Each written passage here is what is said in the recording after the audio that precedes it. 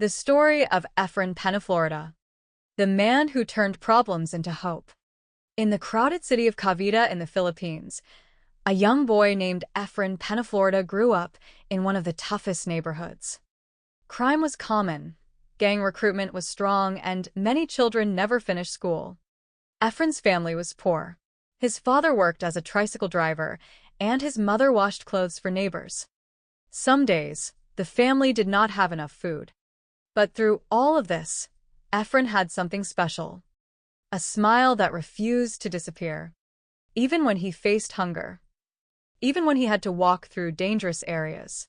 Even when classmates laughed at him for being poor. He kept smiling. He once said, "A smile is not a sign that life is easy. It's a sign that you're choosing hope." A childhood of problems. When Efren was in high school, he faced bullying almost every day. Older boys would corner him, mock him, and once even pushed him into a canal. He was scared, angry, and tired, but he didn't let bitterness take over. Instead, he looked around and realized that many children had it worse than him. Some kids were living on the streets. Some were sniffing glue. Some had already joined gangs.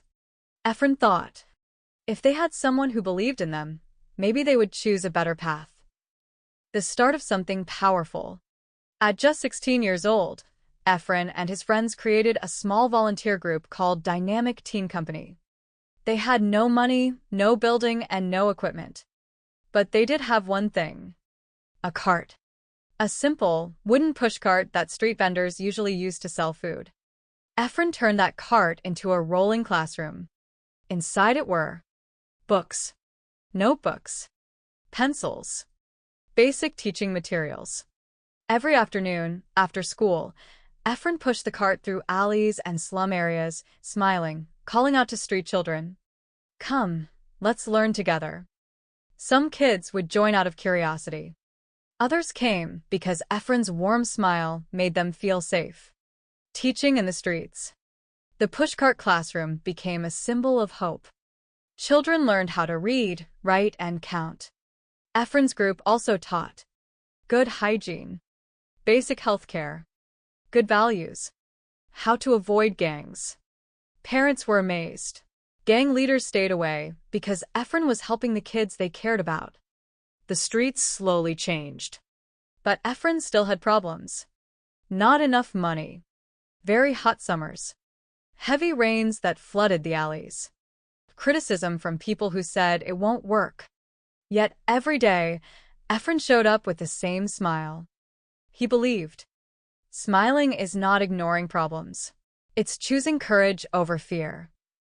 The world takes notice. Years passed. The pushcart education movement grew bigger.